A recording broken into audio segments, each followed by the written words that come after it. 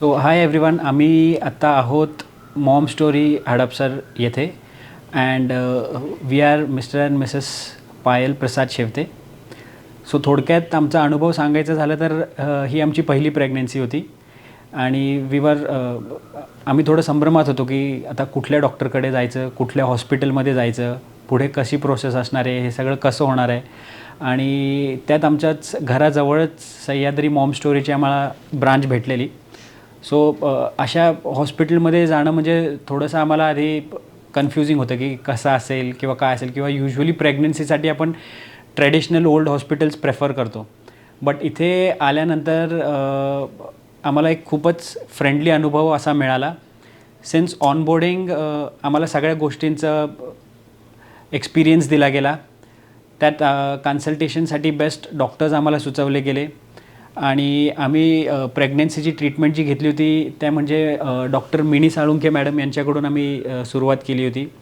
तर मिनी मॅडमनी सुरुवातीपासूनच आम्हाला एक संपूर्ण प्रेग्नन्सीचं गाईड दिल्यासारखा एक डेमो दिला.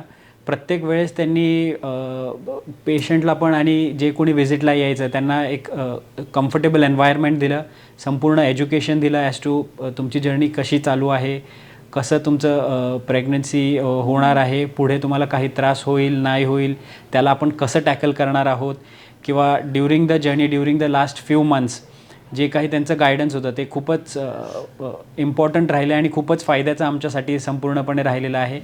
इनफॅक्ट ड्युरिंग डिलिव्हरीसुद्धा आम्हाला योग्य टाईमलाईन्स फॉलो करायला सांगितलेले, जे आम्हाला खूप फायद्याचे ठरले. इथे आल्यानंतर डिलिव्हरीच्या वेळेस मॅडम ही वेळेवर आम्हाला भेटल्यात. त्यांनी सगळं आम्हाला डिलिव्हरीची जर्नी सांगितली की कसं होईल, काय होईल, त्याच्यामध्ये काय कॉम्प्लिकेशन्स आहेत की नाही आहेत, जर असले तर आपण ते कसे टॅकल करणार आहोत, ही सगळी माहिती आम्हाला त्यांनी दिली. आणि एक संपूर्ण स्मूथ डिलिव्हरीचा एक्सपिरियन्स ओव्हरऑल झालेला आहे. पोस्ट डिलिव्हरीसुद्धा आम्हाला योग्य त्या पीडियाट्रिकशी भेटवण्यात आलं, त्यांचं कन्सल्टेशन झालं. त्यांनी बाळाच्या हेल्थबद्दल, बाळाच्या पुढील फॉलोअप्स, वॅक्सिनेशन्सबद्दल संपूर्ण इन्फॉर्मेशन दिलेली आहे.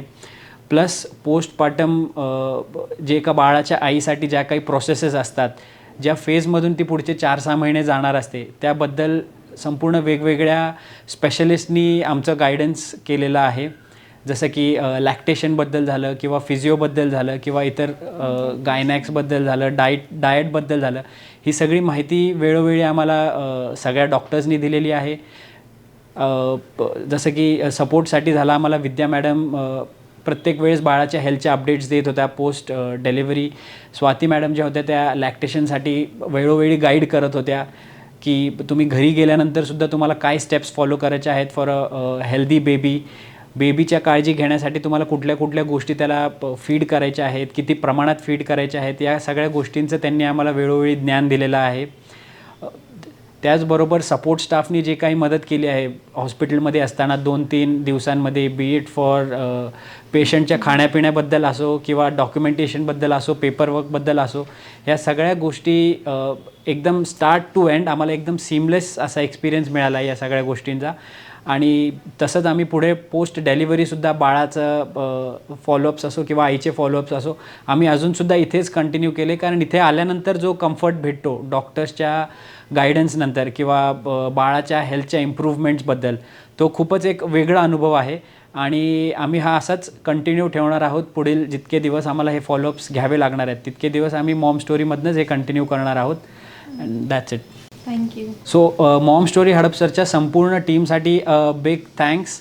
आमचं बाळाची आई, बाळाची हेल्थची इतकी काळजी घेतल्याबद्दल, त्यांना सुखरूप आणि एकदम हेल्दी अवस्थेत घरी पाठवल्याबद्दल, तशीच आत्ताही जी तुम्ही जे काही काळजी घेत आहात पोस्ट डिलिव्हरी, त्यासाठीसुद्धा एक खूप मोठं धन्यवाद तुम्हाला.